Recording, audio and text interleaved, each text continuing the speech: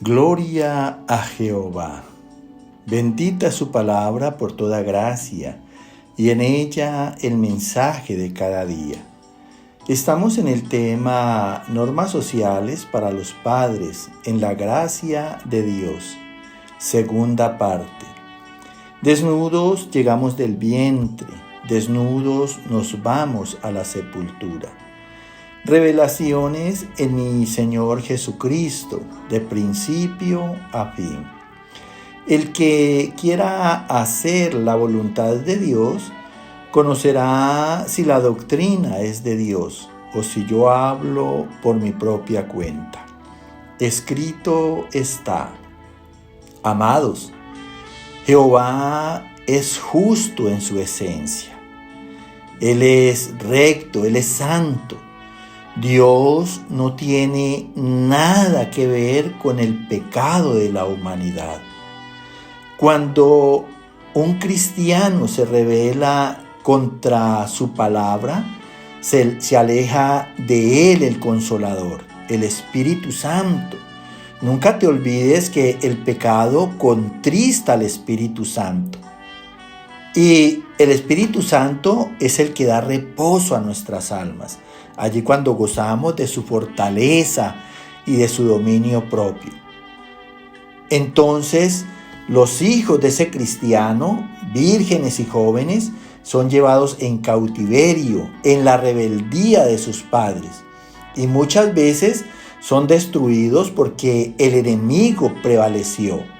Si prevalece contra un padre que no se fortalece en Dios, pues más fácil le va a quedar al enemigo vencer a los hijos. Por esta causa el lloro y el dolor. Escrito está en 2 de Samuel, capítulo 12, del verso 19 al 22.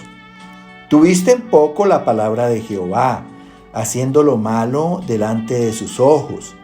A Urías heriste a espada, y tomaste por mujer a su mujer, y a él lo mataste con la espada de los hijos de Amón. Mas por cuanto con este asunto hiciste blasfemar a los enemigos de Jehová, el hijo que te ha nacido ciertamente morirá. Entonces David rogó a Dios por el niño, y ayunó y pasó la noche acostado en tierra. Y dijo: viviendo aún el niño, yo ayunaba y lloraba, diciendo: ¿quién sabe si Dios tendrá compasión de mí y vivirá el niño? El niño que la mujer de Urías había dado a David enfermó gravemente, y al 7º día murió.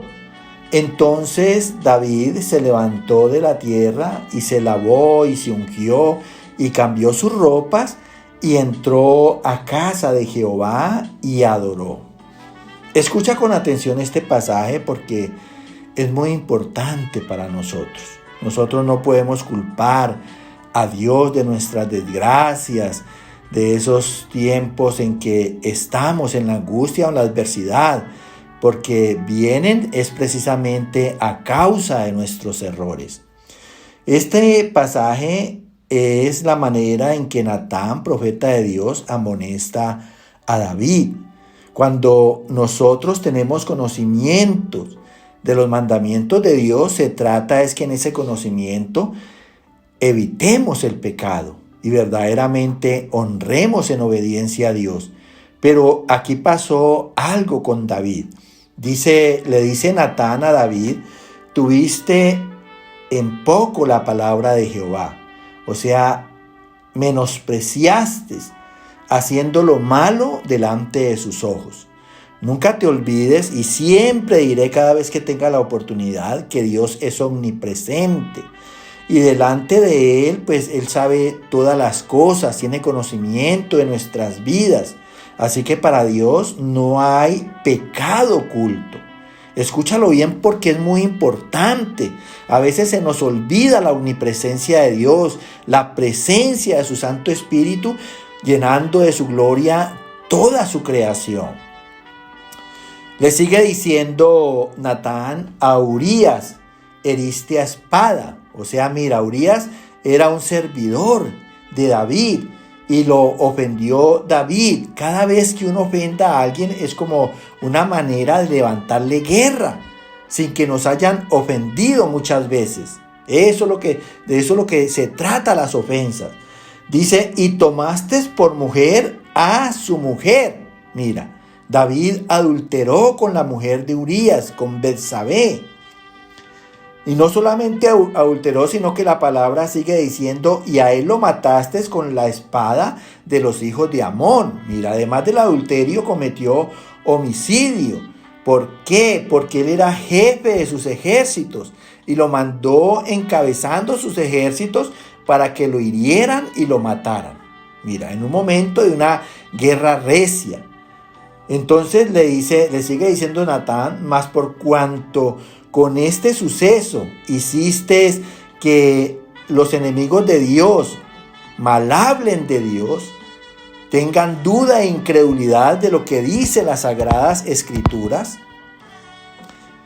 Dice, el hijo que te ha nacido ciertamente morirá. Mira, es un niño que venía concebido en el pecado, tanto de su madre como de su padre.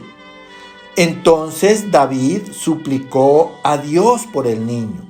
Mira todo lo que hizo David y sin embargo no tuvo valor delante de Dios. Dice, ayunó David. Mira, aquí Dios nos está enseñando que el ayuno no es para hacer que Dios nos perdone, no. El ayuno es precisamente para privarse del gusto del pecado. Es para pedir la gracia de Dios contra el pecado. Es para que Dios nos dé dominio propio. Para eso es el ayuno. Mira, no es después, sino antes de cometer cualquier error y cualquier locura en los malos deseos de la carne. Dice, y pasó la noche humillado en tierra. Y dijo David, viviendo aún el niño, yo ayunaba y lloraba lamentando, diciendo, ¿quién sabe si Dios tendrá compasión de mí y vivirá el niño? El niño enfermó gravemente y murió, dice la palabra. Entonces, o sea, siendo así, David se enderezó del piso, se levantó, queriendo decir que se enderezó a través de su conciencia de lo malo que había hecho delante de Dios, en los malos deseos de su carne, y se lavó, o sea, confesó su pecado, teniendo presente ya después de este error el conocimiento de la palabra de Dios, sus mandamientos, y cambió sus ropas, queriendo decir, limpió su corazón por la palabra del Señor. Una vez que se puso a cuentas con Dios, Dios lo redimió de su pecado. Dice, y entró a la casa de Jehová y adoró. Mira qué tan importante es. A Dios no lo podemos culpar de nuestras desgracias. David le rindió reverencia, respeto y amó a Dios. Una vez se puso a cuentas con él. Nosotros no podemos vivir como vive el mundo, los gentiles, que los que pecan rezan, como dice el dicho, y empatan. Y siguen pecando y siguen rezando y siguen empatando hasta que los alcanza la muerte y son condenados eternamente. Esa no es la función del cristiano. Escúchalo bien, por favor. Nunca te olvides que estamos en el tema de los padres y tiene mucho interés, mucho compromiso y mucho la manera en que debemos de levantar nuestros hijos. Escrito está en la carta a los Romanos capítulo 2 del verso 21 al 24. Tú pues que enseñas a otro, ¿no te enseñas a ti mismo? Tú que predicas que no se ha de hurtar, ¿hurtas? Tú que dices que no se ha de adulterar, ¿adulteras? Tú que abominas de los ídolos, ¿cometes sacrilegio? Con infracción de la ley, deshonras a Dios.